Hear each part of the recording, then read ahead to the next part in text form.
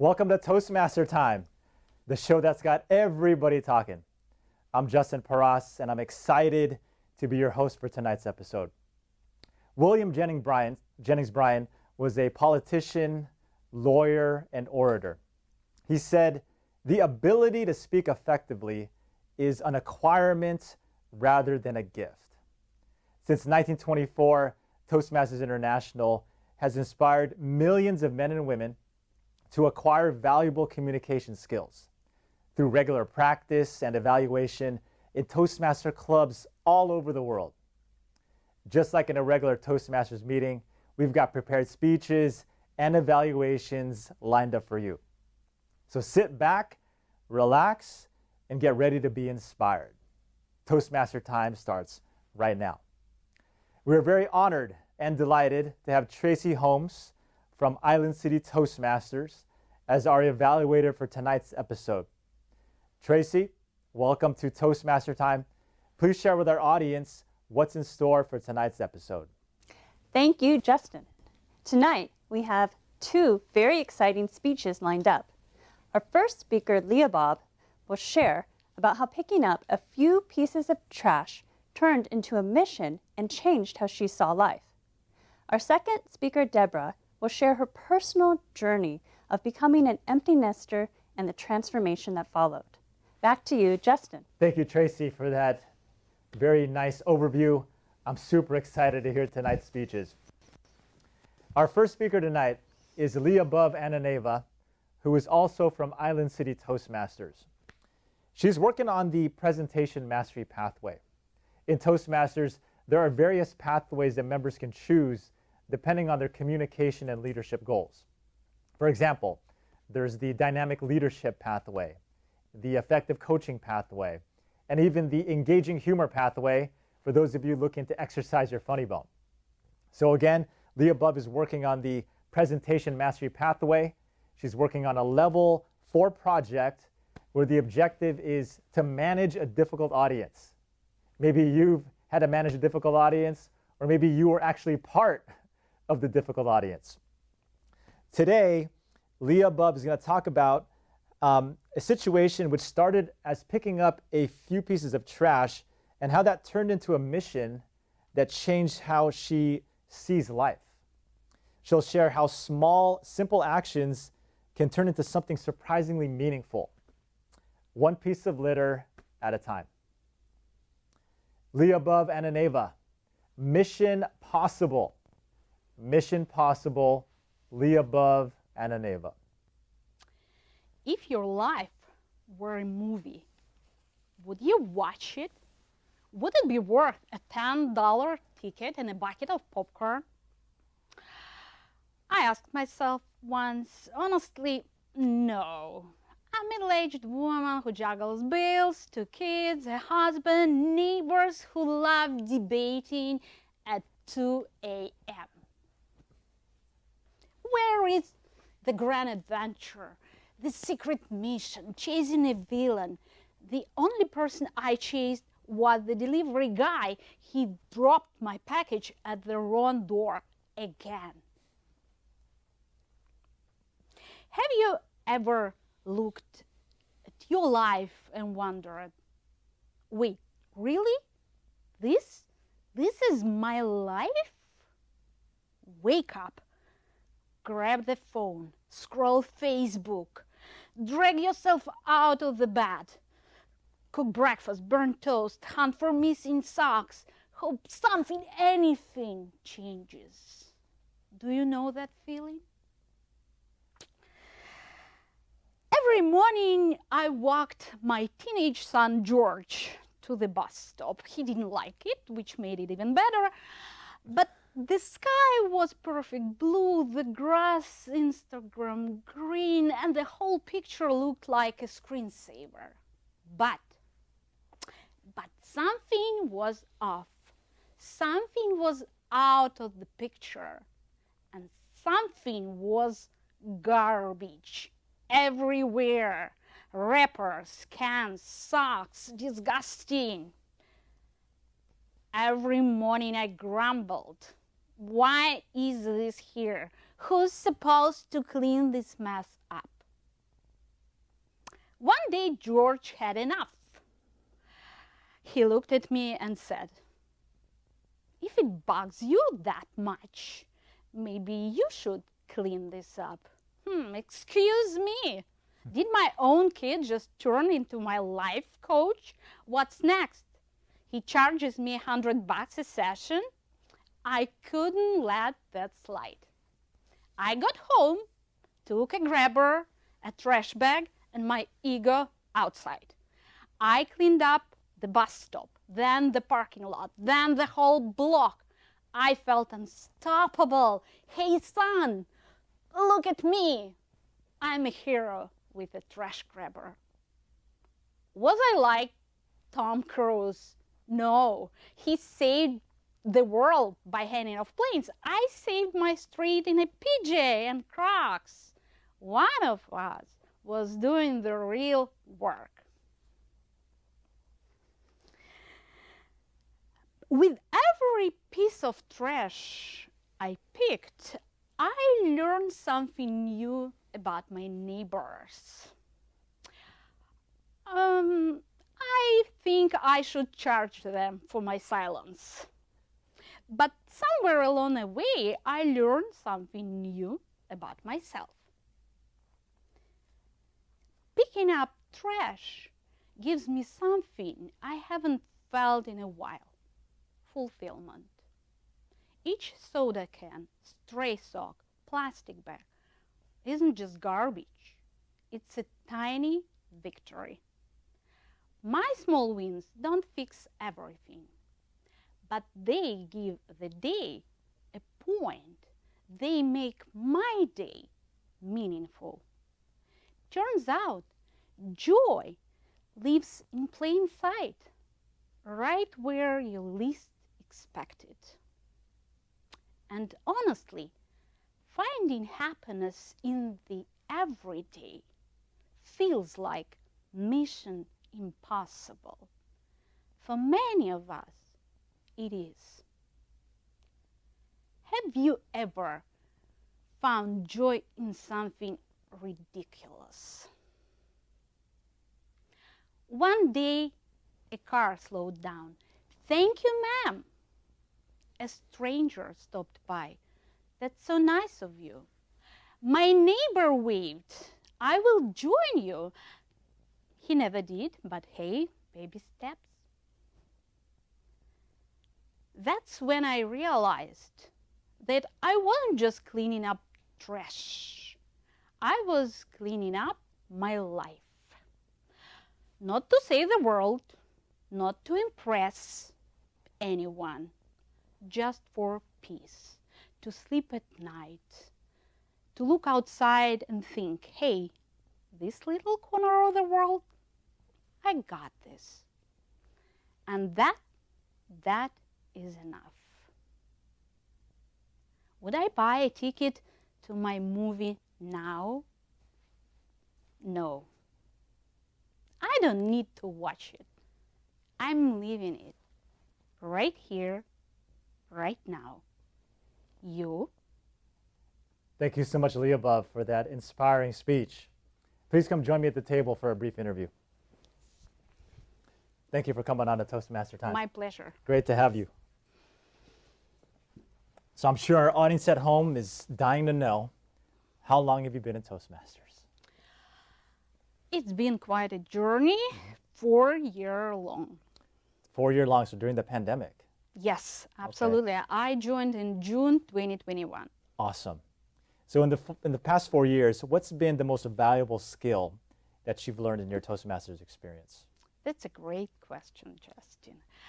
I think the most valuable skill for any Toastmaster, and not just Toastmaster, for everyone, is listening. We used to pretend we listen, but mostly we somehow handle our own ideas and whatever. But listening is the most powerful tool we can use in order to connect with people. I've learned that before Toastmasters, I believe that public speaking was just about delivering my message. But to find my message, to dig deep, you need to connect with people around you.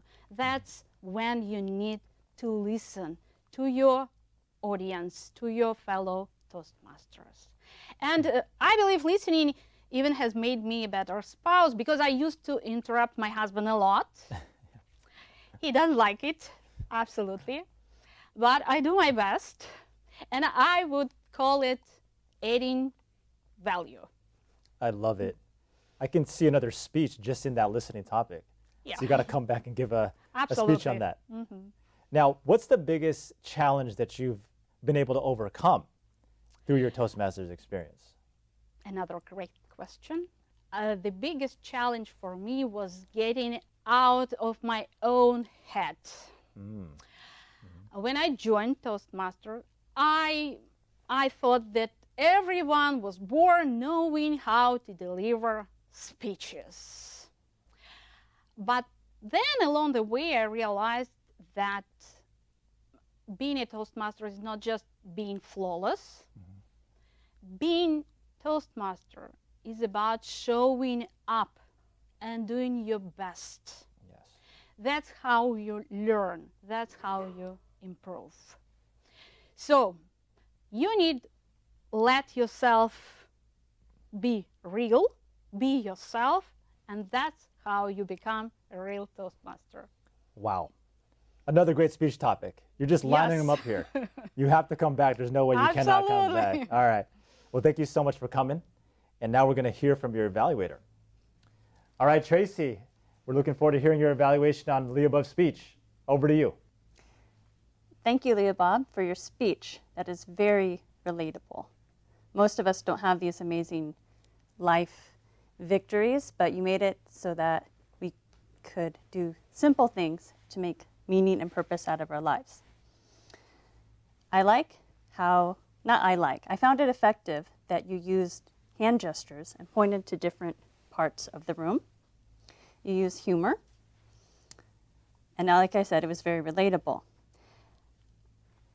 A nitpicky part is you were talking about your son and you're doing things in different directions. I'm not sure how old your son is, but I'd like you to play it up to make it more humorous. For example, if your son's a teenager, show some attitude. Mom, I'm tired of listening to you. Roll your eyes. If your son is a little kid, Mom, like that. I think your speech focused on yourself and having some peace at night. I think there's also a call to consider how you made an impact on this world. That it was about you, but it was also about inspiring your neighbors.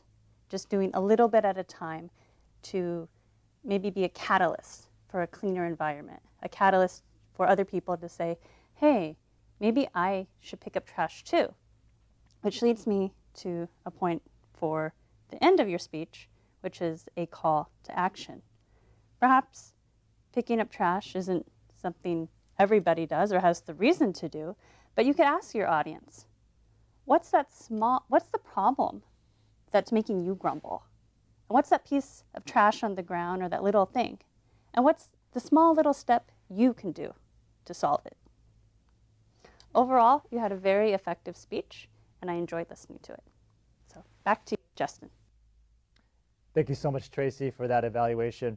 For viewers at home, she employed the sandwich technique, which is where the evaluation starts with the positive feedback, then goes into the constructive, and then it's sandwiched with more positive feedback. The reason that's effective is because it leaves the evaluation on an encouraging note. We want speakers to come back and keep trying and keep giving speeches. Thank you again, Tracy. We'll hear more from you after our second speaker's speech. At this point, I'm happy to introduce our second speaker here tonight, Deborah Wiener. She is from Speakers Forum Toastmasters in Fremont. She's working on the Visionary Communications Pathway. She's working on level 3, where her objective is storytelling. In this uplifting talk, Deborah will share her personal journey of becoming an empty nester and the transformation that followed, shifting from full-time mom to rediscovering her own passions and purpose. Deborah Wiener, navigating life's second act. Navigating life's second act, Deborah Wiener. Have you ever found yourself in a role that you've been in for so long that just doesn't fit anymore? Are you going through some life transitions, such as graduating from high school and moving out of the home, or a career change, a marriage, a new baby, maybe even a divorce or the death of a loved one? Well, I'm here to share my story and share with you 3 transformational forces that help me navigate through my life's transitions. Curiosity, courage, and confidence. Let me take you back to a place at the University of Colorado at Boulder. It was orientation week, and my son Mike was moving into college. I was so excited. I was wearing all the colors, and I was visiting all the information booths because there were so many opportunities that my son, that he just couldn't miss out on. So I was filling up the bags full of all the brochures and the information that he needed so that he wouldn't miss a thing. I even found the perfect fraternity for him. All the while, he's sitting back in his dorm room. I go back to the dorm room and bring him his information. He says, "Mom, you just love too much." I was devastated because I realized I was being fired from my job of being an overbearing and too involved mom. And my kids were getting older and they were becoming independent. And so I now needed to be mom in a new way. And what I thought was the end of my story was really just the beginning of my second act. So 3 transformational forces that helped me through this transition. Again, number 1 was curiosity. Now, curiosity is the spark that everything begins with because it's what allows you to be curious about learning new things. And this led me to join a meditation group. In this meditation group, I was invited to a Toastmasters meeting. So I went from being to all of a sudden I'm in front of a Toastmasters group being asked to answer a table topics question. And I am full of terror. I am shaking because, well, I have a fear of public speaking, much like many people on earth. And I don't think a word came out of my mouth, but I did feel comfortable because I had observed some other members in the group that went before me, and they were also obviously very nervous. So I joined Toastmasters because I was curious, and I thought, well, what have I got to lose? So it seemed like a very safe and friendly environment, and it led me to becoming a leader and learning how to be more comfortable speaking in front of people. And it helped with my communication skills, both in my personal and professional life. And it led me to take on leadership roles that I never knew that I could do. Things like being an area director, a division director, running speech and evaluation contests. It was like a whole new world full of a playground full of opportunities. So curiosity led me to also being able to take on other roles in my community eventually. And what I learned was that curiosity really wasn't just enough. What I was going to also need was courage. So courage led me to going from the bridge of just dreaming and actually doing. Courage is what gave me the opportunities to take on things that I was afraid of doing, and I didn't believe that I could actually do them. So courage taught me that even though you're afraid, just say yes and just do it. Because the fear never went away. Courage isn't really about the absence of fear. It's just about going forward and taking a step one at a time, even though you are afraid. And, you know, fear stayed with me. In fact, it's still with me today, but it becomes a little bit less each time I get in front of a group of people and speak. So courage was about trusting in myself, and courage is what led me to become a little bit more confident, one step at a time, which led me to my third transformational force, which was overcoming each little victories, one step at a time. And each time I did that, I became just a little bit more confident. So where in your life have you found that overcoming victories helps you with other areas in your life? So I invite you to say yes to new experiences. I invite you to say yes to taking action with courage. And I invite you to also say yes to overcoming small victories, little by little, one at a time. Because your second act is out there waiting for you too. And what would your second act look like if you were curious, confident, and courageous? Thank you, Deborah, for that inspiring and thought-provoking speech. Please join me at the table for a brief interview. Okay. Thank you for coming on to the show. Thank you, Justin. I know Speakers Forum is an advanced club, so I'm curious, how long have you been in Toastmasters? I've been in Toastmasters for about 12 years now. Awesome. Now, I know you touched on this a little bit in your speech, but maybe there's some nuances or details. What motivated you to start your Toastmasters journey? My fear of speaking. Yeah, like many people, yeah. And I've learned to, what I'm afraid of, to face it and overcome it. Yeah, and it's awesome. The fact that you're here just shows tremendous progress, so congratulations on that. Thank you. So how has being a Toastmaster impacted you either professionally or personally? Well, Toastmasters helped me improve my communication skills. Now, I remember, again, just speaking with my 3 sons or my husband or just people in general, and starting to notice what was coming out of my mouth. and all the ums and ahs, all the filler words. And then I also started noticing other people and what came, how they were speaking also.